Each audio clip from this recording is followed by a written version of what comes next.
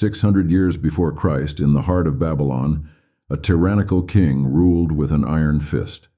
His name was Nebuchadnezzar, a proud and cruel dictator who took great pleasure in subjugating and torturing his enemies.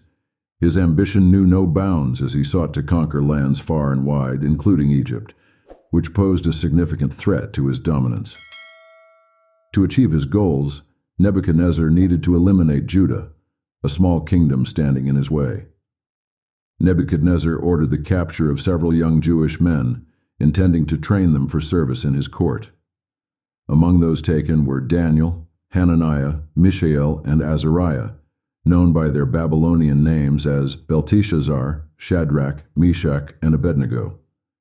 These men were known for their wisdom and knowledge, and Nebuchadnezzar planned to use their talents for his own gain. In an attempt to consolidate his power and assert his authority, Nebuchadnezzar commissioned the construction of a colossal golden statue standing 90 feet tall. He gathered all the rulers and officials of his court for a grand dedication ceremony where they were commanded to bow down and worship the statue. Anyone who disobeyed this command would face a horrific death in a blazing furnace. Despite the overwhelming pressure to conform, 3 men, Shadrach, Meshach, and Abednego, refused to bow down. Their unwavering faith in the God of Israel forbade them from worshiping any other gods, even under the threat of death. Envious Chaldeans, who resented the power these young Jews held despite their captivity, eagerly reported their defiance to Nebuchadnezzar. Furious, Nebuchadnezzar summoned the 3 men and demanded they explain themselves. Surprisingly, he gave them a chance to recant, perhaps out of respect for their previous service. However, the king made it clear that there was only one acceptable answer: total surrender to his will.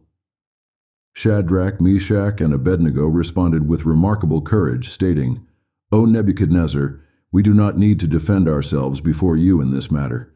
If we are thrown into the blazing furnace, the God we serve is able to save us from it, and he will rescue us from your hand, O king. But even if he does not, we want you to know, O king, that we will not serve your gods or worship the image of gold you have set up." Daniel 3:16-18. Their bold declaration infuriated Nebuchadnezzar even more. He ordered the furnace to be heated 7 times hotter than usual, and commanded his strongest soldiers to bind Shadrach, Meshach, and Abednego and throw them into the flames. The furnace was so intensely hot that the soldiers who carried out the order were killed by the heat. As the 3 men were cast into the furnace, something miraculous occurred. Nebuchadnezzar, watching in astonishment, saw not 3 but 4 figures walking unharmed in the midst of the flames. The 4th figure, he noted, looked like a son of the gods. This mysterious figure was none other than the pre-incarnate Christ, present with the men in their time of trial. Nebuchadnezzar was so overwhelmed by what he witnessed that he rushed to the entrance of the furnace and called out, "Shadrach, Meshach, and Abednego, servants of the Most High God, come out." When the 3 men emerged, not a single hair on their heads was singed, their clothes were untouched by the flames, and there was no smell of fire on them. This divine intervention left Nebuchadnezzar utterly transformed. He acknowledged the power of the God of Shadrach, Meshach, and Abednego, and issued a decree that anyone who spoke against this God would be severely punished. The king, who once demanded worship for himself, now exalted the God he had previously opposed. The story of Shadrach, Meshach, and Abednego is not just a tale of miraculous deliverance, it is a powerful testament to the presence of Jesus in the Old Testament. Though not referred to by name, Jesus appeared as the 4th man in the fire, standing with the faithful in their moment of greatest need. This event foreshadowed the ultimate deliverance that Jesus would bring through his death and resurrection. Throughout the Old Testament, there are numerous references to Christ, though he is not always named explicitly. Jesus himself confirmed this in John 5:46, saying, "If you believed Moses, you would believe me, for he wrote about me." The life of Joseph, the binding of Isaac, and countless other events in the Old Testament point forward to the work that Jesus would accomplish on the cross. The faith and courage of Shadrach, Meshach, and Abednego serve as an inspiration to believers today.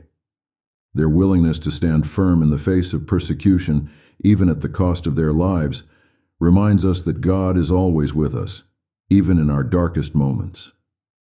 Just as God delivered these men from the fiery furnace, He is able to deliver us from our trials and tribulations. However, as Romans 5 teaches, God may also allow us to endure hardships to build our character and strengthen our faith. We may not always understand why we face certain challenges, but God calls us to trust Him, even when the path is difficult.